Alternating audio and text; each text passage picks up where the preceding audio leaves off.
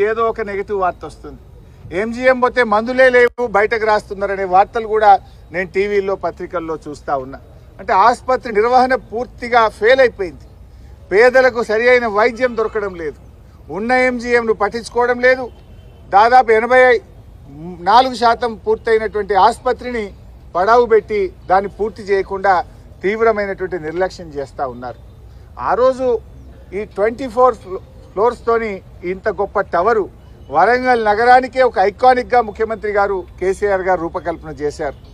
G+23 floors ఆ రోజు మేము అనుకున్నది ఏంటంటే అప్ టు 60 మీటర్స్ అంటే 14 ఫ్లోర్లు 14 ఫ్లోర్ వరకు హాస్పిటల్ ఉంటుంది. 14 నుంచి 24 వరకు మిగతా 10 ఫ్లోర్లలో పీజీ స్టూడెంట్స్ అకామిడేషను, డాక్టర్ల అకామిడేషను, స్టాఫ్ నర్సుల అకామిడేషను, బ్లడ్ బ్యాంకు, ల్యాబ్స్, ప్రొఫెసర్లకు, సూపరింటెండెంట్లకు వాళ్ళ ఆఫీసు, ఇవన్నీ కూడా మిగతా 10 ఫ్లోర్లలో ఏర్పాటు చేశాం. అంటే మొదటి 14 ఫ్లోర్లలో హాస్పిటల్ను, మిగతా 10 ఫ్లోర్లలో బ్లడ్ బ్యాంకులు, మన టెస్టింగ్ సెంటర్లు, labs, quarters, PG students quarters, doctors quarters, ఇవన్నీ కూడా జాగ్రత్తగా అందరు ఇక్కడే ఉంటే ఎమర్జెన్సీ సేవలు బాగా అందుతాయని ఎంతో ప్రణాళికబద్ధంగా చేశాం. అయితే ఈ ప్రభుత్వం వచ్చినాక ఏదో ఒకటి, ఎందుకంటే వాళ్ళు బురద జల్లడమే లక్ష్యం తప్ప ఒక మంచి పనిని ముందుకు తీసుకుపోయే సోయి ఈ కాంగ్రెస్ ప్రభుత్వానికి లేకపోయింది. వాళ్ళు ఏమంటారు, 24 అంతస్తుల హాస్పిటల్ ఉంటుందా అని కొత్త కథ పెట్టారు. వాస్తవానికి మనం ప్లాన్ చేసింది G+13 వరకే హాస్పిటల్, పైనంతా కూడా ల్యాబ్స్, లైబ్రరీలు, స్టూడెంట్స్ హాస్టల్స్ అన్నీ కూడా అందులో ఏర్పాటు చేశాం. మరి జైపూర్లో మొన్నటిదాకా కాంగ్రెస్ గవర్నమెంటే ఉండే, అశోక్ గెహ్లాట్ అని కాంగ్రెస్ ముఖ్యమంత్రి ఉండే. జైపూర్లో 110 మీటర్ల ఎత్తున 24 అంతస్తులతో జైపూర్లో ఇదే కాంగ్రెస్ గవర్నమెంట్ అక్కడ హాస్పిటల్ కడతా ఉంది. ఇప్పుడు అక్కడ కూడా గవర్నమెంట్ మారింది, కానీ అక్కడ వచ్చిన BJP government as it is ఆసుపత్రిని పూర్తి చేస్తూ ఉంది. మన హాస్పిటల్ హైట్ ఏమో 91 మీటర్లు, ఇది 91 మీటర్స్.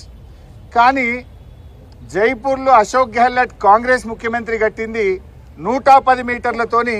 మరి అక్కడ కూడా ఆసుపత్రి ఆయన ప్రారంభించిండు.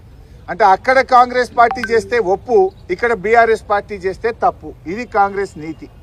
మీరు అనవసరంగా బేషిజాలకు పోయో ఎంతసేపు గత ప్రభుత్వం చేసిన దాన్ని ఆపాలనో, కోడిగుడ్డు మీద ఈకలు బీకినట్టు ఈకలు బీకాలనే ప్రయత్నం చేయడం మానండి. ప్రజలకు వైద్యం అందాలి, పేదలకు మేలు జరగాలి.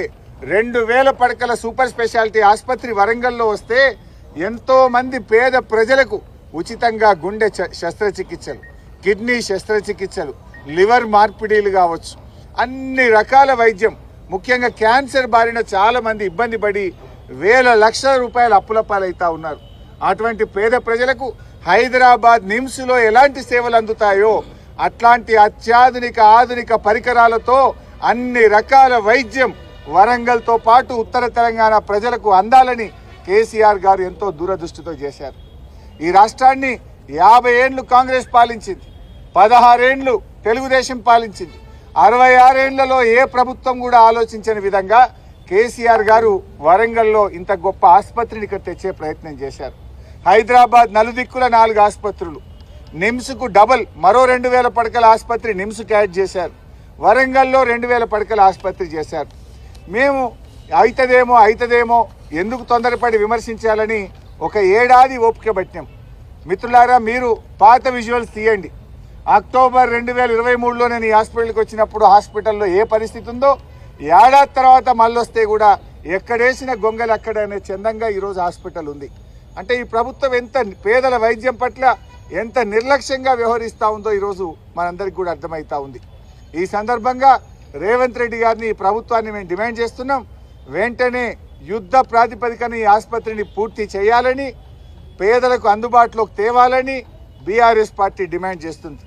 లేదంటే రాబోయే రోజుల్లో ఇక్కడ మా బీఆర్ఎస్ పార్టీ ఆధ్వర్యంలో నిరవధిక దీక్షలు, ధర్నాలు చేపట్టవలసి వస్తుందని కూడా హెచ్చరిస్తూ ఉన్నాం.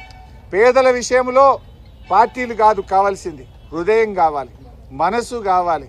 పేదలకు సేవ చేయడానికి ఒక పార్టీ ఇంకో పార్టీతో పోటీ పడాలి తప్ప ఇంత మంచి దవాఖాన కేసీఆర్ కట్టిండు, కేసీఆర్ గారికి ఏడ పేరు వస్తుందో అని దవాఖాన నాపుడు తెలివి తక్కువ పని, దద్దమ్మలు చేసే పని. తెలివి కల్లోళ్ళు అయితే ఈ ఆసుపత్రిని పూర్తి చేసి ఇంకా ఇట్లాంటి ఇంకో 2 ఆసుపత్రులు కట్టాలి కానీ ఈ పనులు ఆపడం అనేది తెలివి తక్కువ పని అవుతుంది. సో ఇప్పటికైనా బేసిజాలకు పోకుండా తక్షణమే ఈ ఆసుపత్రిని పూర్తి చేయాలి, పేదలకు అందుబాటులోకి తేవాలని మేము కాంగ్రెస్ ప్రభుత్వాన్ని డిమాండ్ చేస్తున్నాం.